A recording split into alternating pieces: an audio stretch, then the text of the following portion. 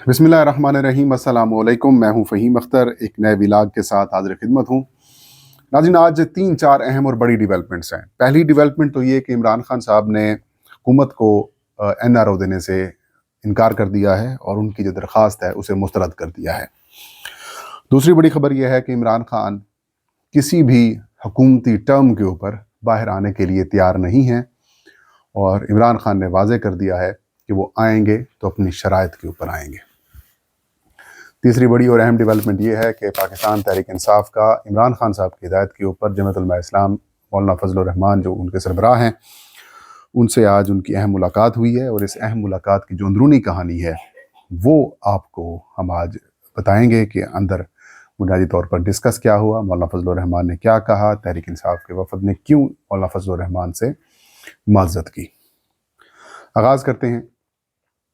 पाकिस्तान तहरीक इंसाफ के बानी चेयरमैन साबिक वज़ीर आज़म इमरान खान को जेल में मौजूद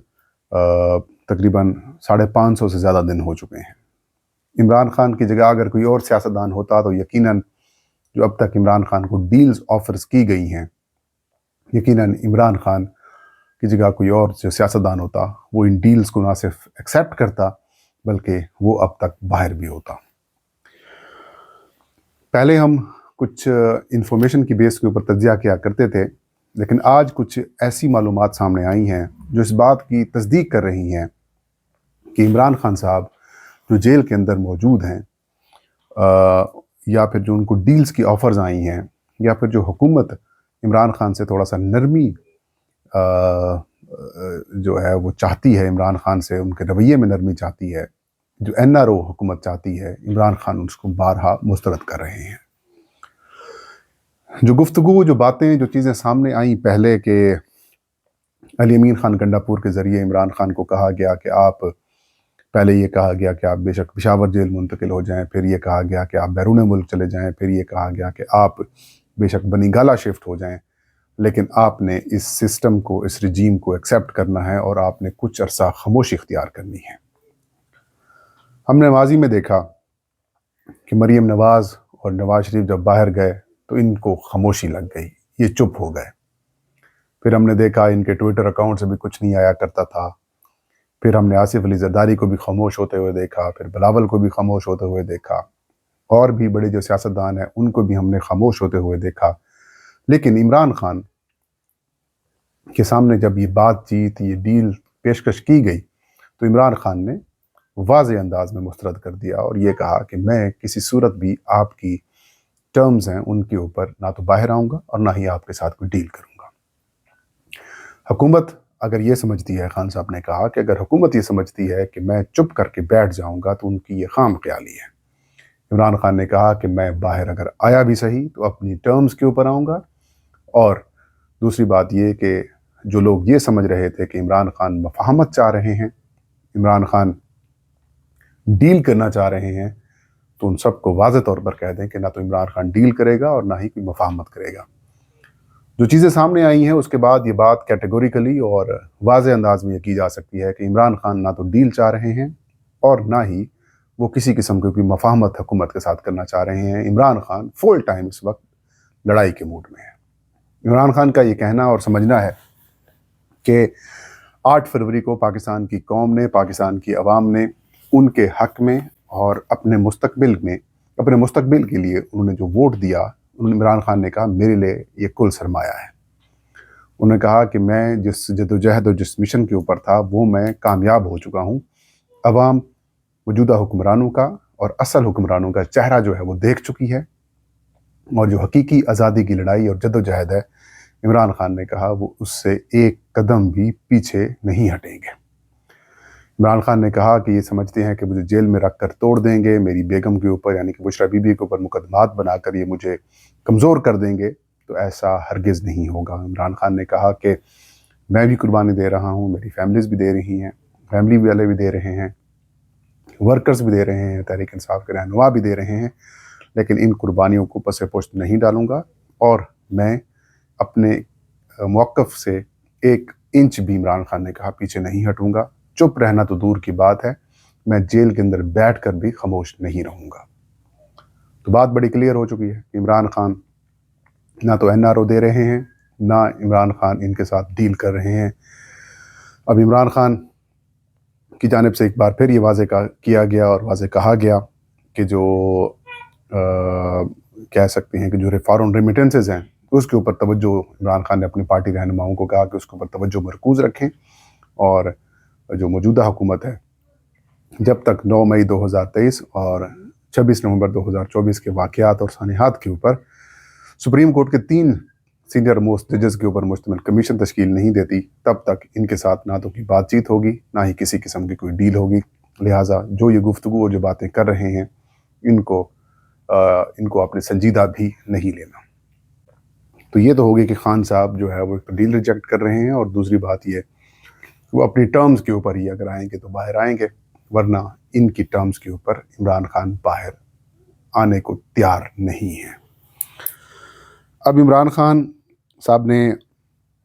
تمام اپوزیشن کی جماعتوں کو جو اس وقت اس رجیم کے خلاف گفتگو کر رہا ہے، جو اس رجیم کے خلاف بات کر رہا ہے، ان کے خلاف ایک الائنس بنانے کے لیے، سیاسی بات چیت کے لیے عمران خان نے اپنی پارٹی رہنماؤں کو ہدایات دی۔ پارٹی رہنماؤں نے پہلے عوام پاکستان کے سربراہ جو سابق وزیر اعظم ہے شاہد خاقان عباسی، ان سے ملاقات کی، پھر مصطفیٰ نواز کھوکھر سے بھی ملاقات کی، جلد ہی GDA کے ساتھ بھی ان کی ملاقات ہوگی، اور آج مولانا فضل الرحمان کے ساتھ بھی پاکستان تحریک انصاف کے رہنماؤں نے اہم ملاقات کی ہے۔ اس ملاقات میں سابق اسپیکر اسد کیسر بھی شریک تھے، عمر ایوب قومی اسمبلی میں اپوزیشن لیڈر ہیں وہ بھی شریک تھے، PTI کے سیکرٹری جنرل سلمان اکرم راجہ بھی موجود تھے، اس کے علاوہ جو صاحبزادہ حامد رضا ہیں سنی اتحاد کونسل کے سربراہ وہ بھی موجود تھے، اور صاحب جو اخوندزادہ حسین یوسف زئی صاحب ہیں جو کہ تحریک تحفظ عین پاکستان کے ترجمان ہیں وہ بھی شریک تھے۔ انہوں نے ملاقات کی ہے، اور اس ملاقات کا آؤٹ کم یہ سامنے آیا ہے کہ الیکشن کمیشن آف پاکستان یعنی کہ چیف الیکشن کمشنر اور ممبر سندھ اور بلوچستان کی تعیناتیوں کے اوپر ایک کمیٹی بنائی گئی ہے، جو کمیٹی ان سارے معاملات کو دیکھے گی۔ سیاسی ہم آہنگی پیدا کرنے کے لیے یا پھر آگے معاملات دیکھنے کے لیے بھی ایک کمیٹی جو ہے وہ بنائی گئی ہے، جو کہ آگے ورکنگ ریلیشن شپ کو بہتر کرنے کے حوالے سے گفتگو کرے گی۔ اب انسائڈ سٹوری کیا ہے اس میٹنگ کی؟ اس میٹنگ میں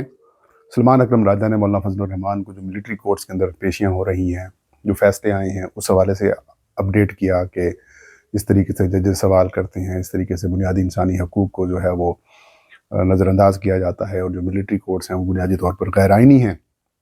اور اس طریقے سے معاملات آگے چل رہے ہیں۔ اسد کیسر نے مولانا فضل الرحمان کو بتایا کہ عمران خان صاحب نے ہدایت کی تھی کہ وہ آپ کے ساتھ ملاقات کریں، اور تمام اپوزیشن جماعتیں، وکلاء اور جو دیگر سیگمنٹس آف دا سوسائٹیز ہیں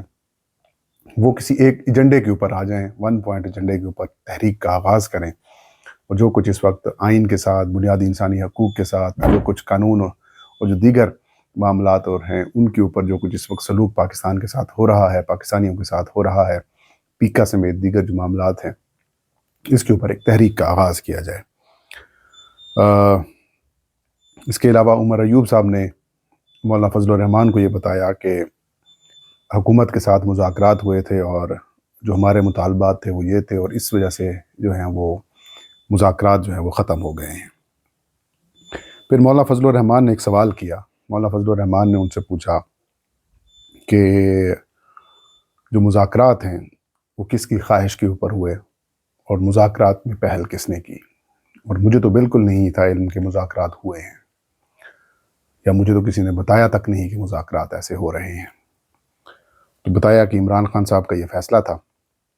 یعنی کہ تحریک انصاف کے رہنماؤں نے مذاکرات حکومت سے شروع کرنے کی جو بات ہے وہ عمران خان صاحب کے اوپر ڈال دی، لیکن پورے پاکستان کو پتہ ہے کہ جو PTI کے MNAs اور جو پارلیمانی پارٹی ہے اس نے عمران خان صاحب کو یہ کہا، یہ بات کی، اور یہ کہا کہ خان صاحب آپ مذاکرات کے لیے راضی ہو جائیں، آپ کمیٹی بنا دیں، حکومت کی طرف سے ہم بات چیت کر لیں گے، ایک جہاں سمے دیں، ہم مذاکرات کے ذریعے آگے معاملے کو بڑھانا چاہتے ہیں۔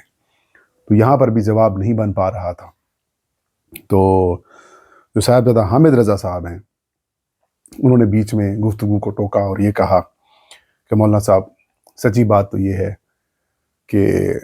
26ویں آئینی ترمیم کے بعد ہمارا آپ کے ساتھ رابطہ منقطع ہو گیا تھا اور ہم سے یہ غلطی ہوئی کہ آپ کے ساتھ رابطہ نہیں رکھا، اور بطور اپوزیشن جماعت ہمیں مذاکرات کے عمل میں آپ کے ساتھ مشورہ بھی کرنا چاہیے تھا اور آپ کو آگاہ بھی کرنا چاہیے تھا اور مشاورت کرنی چاہیے تھی۔ پھر مولانا فضل الرحمان نے کہا کہ آپ الائنس کی بات کر رہے ہیں، اتحاد کی بات کر رہے ہیں، اس کی کیا گارنٹی ہے کہ جو اب مذاکرات کے وقت ہوا ہے یہ آئندہ جا کر نہیں ہوگا؟ تو ذرائع سے یہ خبر سامنے آئی ہے کہ تحریک انصاف کا جو وفد تھا ان کی جانب سے کسی نے بھی یہ گارنٹی نہیں دی کہ آئندہ ایسا نہیں ہوگا۔ مولانا فضل الرحمان کی جو ریڈنگ تھی وہ یہ تھی، جو گفتگو تھی اس کا کرکس یہ تھا کہ مولانا یہ سمجھتے ہیں کہ جو اتحاد کی باتیں ہیں، ایک تو بات یہ ہے کہ پی ٹی آئی